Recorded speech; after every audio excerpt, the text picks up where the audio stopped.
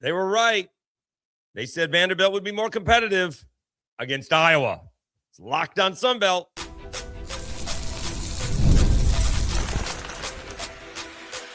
You are Locked On Sunbelt, your daily podcast on the Sunbelt Conference, part of the Locked On Podcast Network, your team every day. Happy New Year, everybody. Dave Schultz, Locked On Sunbelt, your teams every day. All right, we'll get to the basketball, which was mostly Sunbelt, what we'll be talking about. Marshall with a nice win. That was a great basketball game.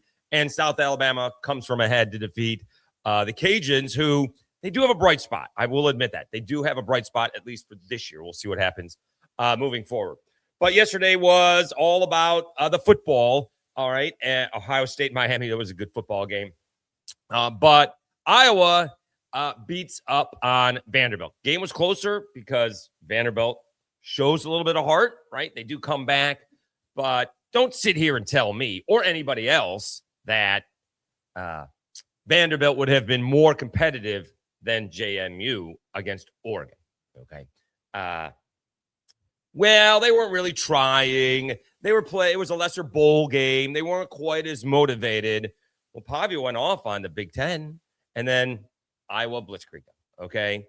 So we're gonna try and keep this comparable because obviously Vanderbilt did it in the second half a lot, but maybe that was against the Iowa starters, all right, perhaps. Whereas JMU did come back on the backups until the last drive of the game, which was against the starters, all right? So please don't sit there and tell me that Vanderbilt would have been that much more competitive against Oregon because I ain't buying it. Because do we think Iowa is all that good? All right, so we're going to compare a few statistics. Now, defensively, Vanderbilt was a little bit better because obviously it was 34-3 or 34-6 at halftime, right? With JMU. Vanderbilt scored a grand total of 3 points against Iowa in the first half. Grand total of 3 points. You're telling me they would have done better against Oregon? They scored 3 points. They had 119 yards in the first half. JMU had almost 200 against Oregon, right? It was 13-3. Let me see. I got the stats here. Maybe I'm off on it. It was 13-3, and they were on the 10-yard line and couldn't punch it in, right? To begin the second quarter, they had the shot. Let's see where we are here. It was 34-6 at half, but they had 197 yards, JMU did, against the Oregon starting defense, all right? And then Iowa came right out and made it 21-3 to begin the second half. 21-3. And you're telling me Oregon or Vanderbilt would have been that much more competitive? I also probably should have said this is not about Vanderbilt. It's not. They had probably the best season in Vanderbilt history, for all I know. And everybody roots for Vanderbilt, right? We all want to see them take down the big dogs in the SEC, right? Everybody was rooting for them to beat Alabama a couple of years ago, right? Outside of Alabama fans, we're all rooting for them. All right, Vanderbilt is one of the two private schools in the SEC, and in terms of level of education, it is it may be the only private school in the SEC. I'm sorry. USC conferences change. All right, so they are the only private school in the SEC. All right. And, there are some better SEC schools. Florida is really good in terms of education these days. But we all root for Vanderbilt. So this is not against Vanderbilt per se, but this is everybody who overreacted to JMU getting beat 34-6 at half, saying Vanderbilt would have been much more competitive. No, they wouldn't have been. Same thing. Duke wouldn't have been more competitive. Virginia wouldn't have been more competitive. No, I ain't buying it. And also, let's see what Vanderbilt did. So in the second half, they put up 280 yards. What about in the fourth quarter? All right. A little bit less than half. They put up in the third quarter, they came out. They played well in the third quarter, scoring a couple of touchdowns, 163. So they played much better in the second half. But they're going to get credit for coming back, not laying down, right? The defense, when I was trying to put it away, holds them to a couple of field goals, right? It could have been very easily 35 to whatever Vanderbilt was scoring, but the defense kept them in it, sort of like JMU's defense, kept them in it, right? Remember, JMU's defense was the backups, but the JMU offense was the starter. The Oregon offense was the starters. Dante Moore played the whole game because I was told the only backup they had was a walk-on. So they're not going to let him in the ball game because it got a little bit too close for comfort, apparently. So, Oregon could have put 70 on there. Well, why didn't they? Because the defense played better. The offense controlled the game a little bit. If you want to say that is against the backups, that's fine, but that's okay. But Bud Elliott from CBS Sports was telling me that the Oregon backups would beat the JMU starters. Well, no, they didn't. They lost 28-17. So spare me your indignation. That's a big word on January 1st, 2026, especially for me. With JMU and or Tulane getting into the playoff. All right. I just don't want to hear it. And we're going to find out more. This is a different discussion for probably other Ohio State locked on and such. And we'll see what happens with the ball games today. But remember, Oregon had played one game. It was 3 weeks later, something like that, since they had played, because they didn't play in the Big Ten. Oh, they did play in the Big Ten championship. No, they didn't. They didn't play in the Big Ten championship. That was Iowa. That was Indiana and Ohio State. So Oregon had not played in a while. Ohio State had been a minute since they played, right? That almost 4 weeks. Now that same thing's going to happen with Indiana and the two other ball games today. The rest versus rust. I mean, that don't think that's not a thing. All right. I mean, I'm not sure how that helps Ohio State block that Miami defensive line, but Ryan Day doing play calling with his offensive coordinator on the sideline. That was a thing too. I mean, this is the kind of pressure that these guys are on. And unbelievable if you not unbelievable. If you went down the Twitter feed, I did a search of Ryan Day, who was the defending coach, who's the coach of the defending national champions, and Mario Cristobal, same thing. Unbelievable if you look at it. All right. It went from 14-0 to 17-14. And Miami needed to stop. Mario Cristobal, worst big game coach in America. That's what it said. Same thing for Ryan Day after they lost. Worst big game coach in America. I mean, it's crazy, right? I know it was a 10-point ball game, but Ohio State came back. They had a shot. That's all you can ask. They had a shot. Down by 3, had the ball. Had a shot. Couldn't get a stop. And Mario Cristobal did a good job. I thought there were a couple of decisions that were interesting. There's some game management in there as well, but that's a different story. But as far as Vanderbilt going to be more competitive than JMU, or no, that would not have happened. You're telling me they would have more points against Oregon and more yards against Oregon than they did against Iowa? And this isn't a shot against Iowa. Iowa's pretty good. Like, this is a different Iowa team that's, winning 6-3 in the past. They can put up some points. I think they averaged 35 points a game and gave up 16. So Vanderbilt did pretty well against that. But don't sit here and tell me that Oregon and Vanderbilt would have been any closer than Oregon and JMU. Not buying it. Nope, not this time around. All right, let's get into the Sun Belt basketball. We had a really good game in Huntington. Also impressed with that crowd. We'll talk about that right after I tell you about FanDuel.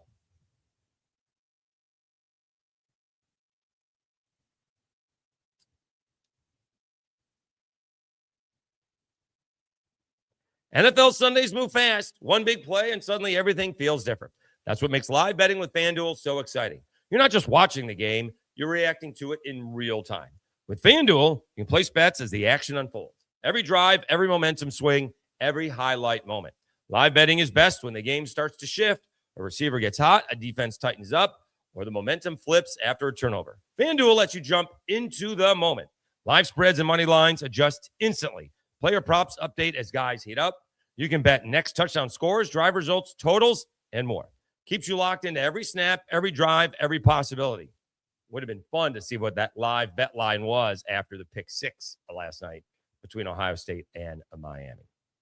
So if you want to be right in the middle of the action this season, visit FanDuel.com and place your NFL live bets all season long. FanDuel, the game moves fast, and so can you.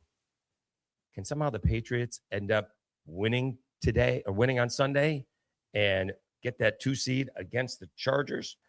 Or the Bills going to lay down and let the Jets beat them? Oh, that's a different podcast. All right, back after this. All right, Dave Schultz, Locked On Sunbelt, your teams every day. Let me know how the mic sounds. Probably should ask that to begin with. I actually did some testing. I tried to switch mics. Actually, I did, but the same type of mic. And I turned everything way down. It seemed to be over-modulating in one connection, and this sounded better. I actually tested it a few times. So let me know how this mic sounds. All right, let's talk some basketball. And we had 2 really good ball games yesterday and 2 not so good ball games yesterday. We'll go over as much as we can, all 4 of them, I guess. I will say I did see Marshall at the end for most of the second half, and South Alabama. Can only watch so much. All right, so the thing I was mostly impressed with, 2 things actually, with the Marshall Georgia State ball game. That was a heck of a crowd in Huntington. It is an odd-shaped arena that I was told there was some politics involved, shockingly, in West Virginia. What a shock, as there usually is everywhere. But it is an odd-shaped arena from the outside, sitting right in downtown Huntington. It's the Russ Living Good tour. Offered me to go inside, but that was okay. And they had a lot of people there at 4 p.m. on New Year's Eve day. Now, obviously, there's still people working, but it's a little bit easier to get off early for New Year's Eve day for 4 p.m. start than, say, for the Cajuns who are playing at noon Central Time. No one's usually going to get off early for that. Maybe you go grab lunch. So it's a little bit tougher to draw. Also, the Cajuns have 3 wins, and Marshall has a few more. I was also impressed with Georgia State. They are playing better, right? Georgia State is not a particularly good basketball team, but maybe they found something. They were competitive, and winning on the road, as Georgia State found out, was tough. Marshall just kept on coming and coming and coming. And so it was a rather good basketball game, as it turns out. It was 84-80.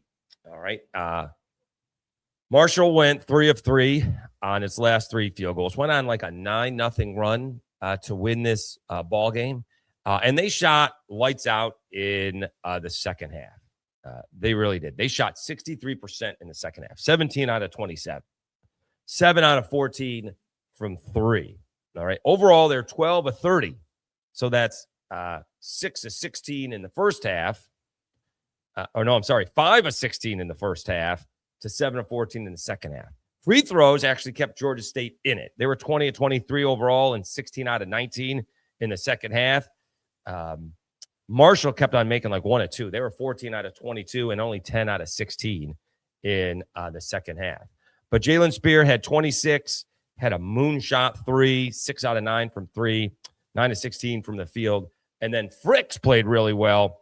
Only hit 1 of 5 3-pointers, but it was on a nice rotation of the ball. 7 out of 11 from the floor. He also was able to pump fake and go right to the hoop for a layup as well. He had 21 points. He did finish 6 out of 8 from the free throw line. And that's a nice win by Marshall. And, they're in pretty good shape, right? Is that their first Sun Belt win this season, I believe. Because they're behind a game or 2. They are 1-1. They're 9-5. Georgia State 4-11. They're 1-2 in the Sun Belt. But that's a solid ball game by Marshall. And it was just a good college basketball game. It was back and forth. Georgia State would just not go away. I mean, let's look at it quickly here from, the 10-minute mark. Somewhere along the way, it was a 6-point lead. Georgia State was up 56-50 at 11:45. They didn't relinquish the lead for about 3 minutes. Marshall took a 61-58 lead. But then 62-61, Georgia State. 64-62, Marshall. 67-66, Georgia State. this was just a good back and forth basketball game. Georgia State had a lead as late as 75-74 with a minute 58 to go. And then Marshall was pulling away. But again, they just would not go away. They hit a late three. They're down 5 and hit a late three. Birthday hit a late three, making it 82-80. But Marshall got a breakaway dunk, making it 84-80. So this was just a good college basketball game. Again, if I am Georgia State, I'm got to be much happier because I was getting blown out. I was bad. They're much better, and maybe they can take something from this and move forward. I know that is easier said than done. Let's see what Georgia State has coming up. They're at Coastal. They got App State and Marshall next week, or in 2 weeks, I guess. So the 8th and the 10th. So that's next weekend. Next week. So they get Coastal this Saturday. They get App and Marshall at home. All right. I think App is playing better, but isn't that a winnable ball game if you're Georgia State at home and you get Marshall, some 10 days later? So you know what that's going to be about. All right. Elsewhere, Troy blows out Texas State. And sadly enough, what I take from that is South Alabama is going to be really disappointed that they lost to Texas State. That's what I take out from that. This game was not particularly close, 100-80. What was it at halftime? It was 45-30 at half. And once again, Troy shooting lights out, 52% for the game. Do we have it in the second half? Second half, they shot 60, almost 62% in the second half. That's amazing. They were 10 of 16 from the three-point line. Did I get that? You know what? They shot 62% for the game. Troy shot 62% for the game. You're not beating anybody on that. They shot from the free throw line. From the free throw line, Troy shot 63%, 62.5%. From the floor, they shot 61.4%. Almost better from the floor than the free throw line. So Scott Cross has something to complain about moving forward. We got to make free throws because that's going to bite you in the backside somewhere along the way. They missed 12 free throws, so you can't be doing that. Let's see what we got here. Thomas Dowd led the way, 22 points, 10 out of 14 from the floor. Cooper Campbell had 19, and they had 5 guys in double figure. They only played 1, 2, 3, 4, 5, 6, 7, 8. They did play 8 guys. Last 3, Carrington, Rakeel, Bellamy, and Cross coming off the bench. All right. A lot of guys played some minutes in this ball game. Interesting. Cooper Campbell played 36. Thomas Dowd played 36. That's a lot when you're blowing the team out. That's a lot. Interesting. All right, we'll come back and talk South Alabama's win over the Cajuns and App State winning on the road against ODU. Do that after I thank everybody.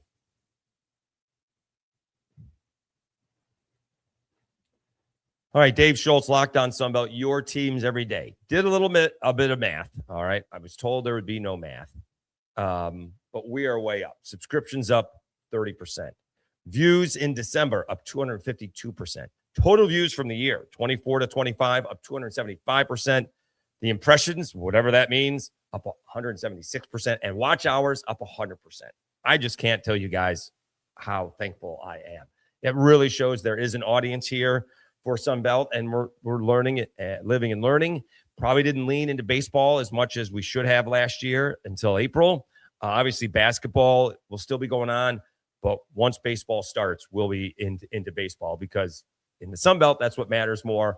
One team's getting into the NCAA tournament for basketball, more for baseball. So really appreciate you guys. Thank you so much for what was the best year in Locked On Sunbelt in more than 3 years. So we look forward to having even a better 2026. Thank you oh so much, and Happy New Year.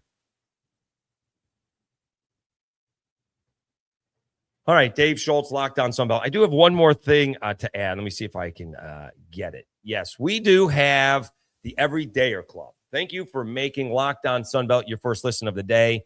And thank you for making Locked On the #1 sports podcast network. You already live your team every day. Now take it up a level and go ad-free. If you're interested in listening to the podcast for free, okay, you can do that. Join the Everydayer Club today and get Locked On Sunbelt with no interruptions, members only, all for just $5 a month. So we either pay for the advertising, we pay for the podcast with the advertising, or you can subscribe and skip the advertising. That is up for you. It's all for $5 a month. If you sign up all year, you get a little bit of a discount, $50 a year. All right. Go to lockedonsunbelt.supercast.com or check the link in the show notes to learn more. All right. So that's an opportunity for you guys just to skip the ads and my thank yous and just pay for it for a little bit. It's not much. $5 a month. You save a little bit, right? 12 is 60. So you can get the whole year for $50. That's not bad. All right. Yesterday's South Alabama Cajuns ball game at noon. And again, we'll start off with the Cajuns do have something pretty good. Okay. And it should be noted. All right. Is it Joshua Lewis? It's Josh Lewis. All right. He's a big time recruit. And when you like a 4-star out of Florida, Qantas White got him. And admittedly, people like Anthony Davis and Carmelo Anthony and other superstar freshmen ruin it for everybody else because they're so good. We think everybody should be that good immediately. And this kid's pretty good. All right. 3 or 4 from 3-point land. He was 4 or 6 total. Banged up his knee, but came back. 11 points. And unfortunately, the question is going to be, is he going to stay? Right? That's the thing. You can see his potential because, again, the Cajuns, they just don't have any inside play. If they're not making 3-pointers, which they did yesterday, they just don't have much of a chance. All right. They did battle. That was a good basketball game, too. They battled South Alabama throughout. South Alabama getting kind of used to their new rotation. They did get some guys back yesterday. But they're a little bit more, they're a lot more offensively potent than the Cajuns. But the Cajuns defense played well and kept on hitting 3-pointers offensively. All right. But Josh Lewis is someone to keep an eye on for the Cajuns, and hopefully he sticks around because he's going to be a good basketball player. As far as the game goes, South Alabama with a hard-fought effort, 63-58. They went on a 9-0 run to finish the ball game. They went 4 out of their last 4. Maybe I messed that up with the Marshall game. See, watch too much, get confused. 63-58, and just a difference between styles. The Cajun shot 35% because most of their shots were from 3. They shot 40 3-pointers to 17 2-pointers. They did get a couple of points in the paint. And sometimes I think that's overrated. You know, bench scoring versus starter scoring. If it's tie ball game, what's the difference? But, you know, obviously the shots inside are much easier. Points in the paint, 24-12. That's a big difference. And so when you're going inside, guess what happens? You're going to get fouled. So we're going to talk about the referees, or we're just going to talk about the style of play. Because South Alabama went to the line 20 times, made 17. The Cajuns only 5 out of 7. And 3 of those, 3 out of the 7 free throws that they took were because they were fouled at the 3-point line. So they're just not getting fouled at all. They're not getting cheapies to begin with.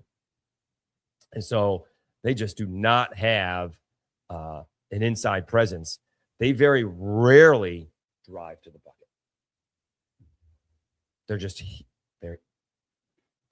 chucking 3-pointers and maybe get it into the paint and kind of do pull-up, fall-away jump shots. They have very few layups. I don't even know if we're going to see the statistics. Do we have? I don't even know if they have layups. All right. They did not have any fast break points. South Alabama had 12 fast break points. Cajuns even had 4 blocks.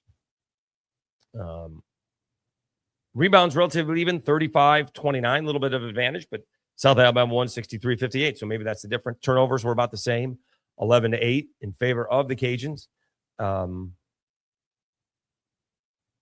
So it's the Cajuns just have no inside presence at all.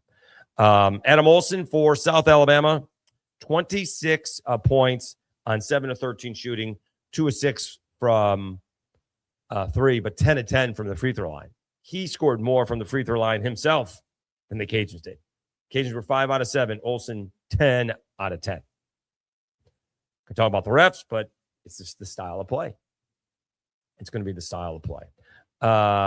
Harris had 12 points on 4 of 8 shooting. Again, I mentioned this yesterday in the recap. They have a very odd team because Harris is really good. Their leading scorer on the season, I believe, but he doesn't shoot threes, although he did take one. All right. And made it. All right. And then they have Randy Brady, who just doesn't shoot at all for the most part.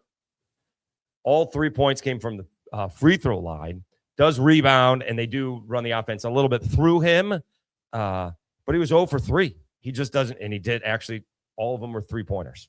He won't shoot it. It is a very odd deal. Let's see if we can see, do we have Harris's season total from the 3-point line? He's 1 of 13 from 3-point line. He doesn't shoot at all. He will not shoot it. Out of 182 field goal attempts, he's taken 13 from 3, and he actually made one against the Cajuns. Randy Brady on the season has taken 52 shots. He's got he's made 21 field goals. He's made 27 free throws. So it's a very odd deal. All right. An odd deal as well. But this game, the Cajuns were winning this ball game. Let's see where we are. A little bit late as South Alabama goes on that 9-0 run. Let me see here.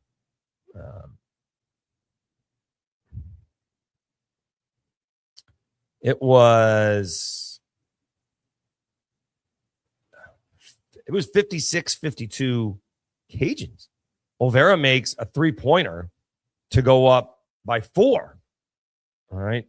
Olson hits a step back jumper, but then Olvera, again, even on the list, even on the rundown, made turnaround jumper in the paint, making it 58-54. And then Brian Hawthorne makes a big 3. I believe that was at the top of the key. Olson with a layup. Randy Brady does hit 2 free throws on one-on-ones. And then Olson hits a couple of free throws that puts the game away. But until the Cajuns get any kind of inside play, it's going to be very easy to defend them. You can stay in the zone, but you can also go man-to-man and just guard them. You don't have to worry about them going by you. And they don't try to go by you. Even in the zone, you can pick guys. You can set up plays to get a layup, get it to the free throw line and dump it down. They don't even do any of that. There's no idea of getting it inside for the Cajuns. All right. South Alabama with a nice win over UL. And then App State, to wrap things up, App State goes on the road to defeat Old Dominion 81-73. That game not quite as close as that score would indicate. It was a 20-point ball game to begin the second half. All right.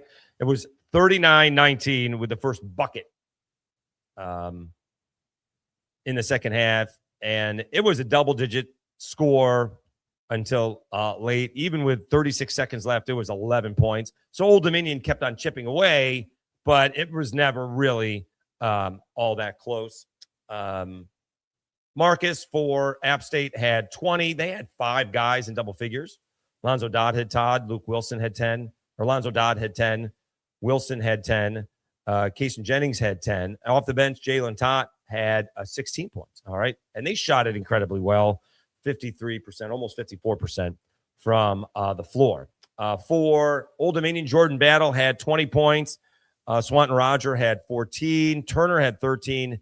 And Kentron Shaw had 10. They did not shoot it particularly well in the first half, 26%. That's how you fall down by, 18. In the second half, Old Dominion played better. 53%. So not good shooting there by Old Dominion. So quickly, let's see what the standings are. See who moved up. We got more games today. South Alabama now, I guess, tied for fourth with App State. Both are 2-1. Arkansas State, Georgia Southern, and Troy all 2-0. Marshall gets their first win. They are 1-1. They're tied with Coastal Carolina and Southern Miss. Texas State, Georgia State, Old Dominion, and the Cajuns all 1-2. JMU picked to win the conference 0-2, and Monroe also 0-2. Today's action sounds like I need to cut back to a half a pack a day. We do have more action today. Coastal Carolina hosting Georgia Southern. Excuse me. Georgia Southern has won 7 in a row. They take that streak into Conway, and Monroe is hosting Southern Miss. Southern Miss is better than 7-7, but they're 1-1 in the Sun Belt. Monroe 3-11. They are 0-2 in the Sun Belt. Coastal Carolina hosting it at 1. Monroe hosting it at 4 p.m. Central Time, 5 p.m. Eastern Time. All right, we will be back with another episode on Friday.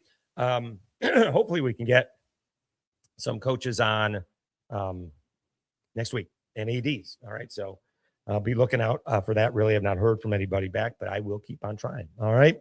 Again, thank you so much for the growth. I'm sorry.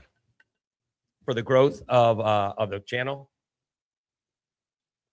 It has been amazing.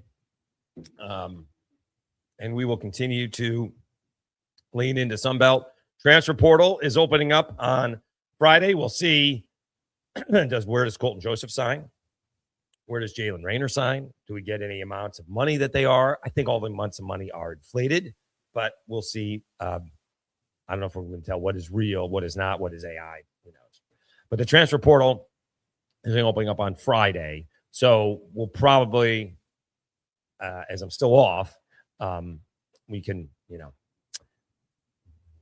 I'll let you guys know. All right. I don't know if we're going to do a live episode on Friday, but most likely we will. We'll be around to do it on social media. So pay attention to that. All right. Again, thank you so much for tuning in. Happy New Year, everybody. A little bit later than I wanted to, but I can't tell you last time I slept in until 8 a.m. And I didn't go out for New Year's Eve. All right. Stomach is a little bit better. So that's good news. All right. Is that TMI? Thank you so much. You've been watching a Locked On Sunbelt, your teams every day. Happy New Year, everybody. Thanks for tuning in.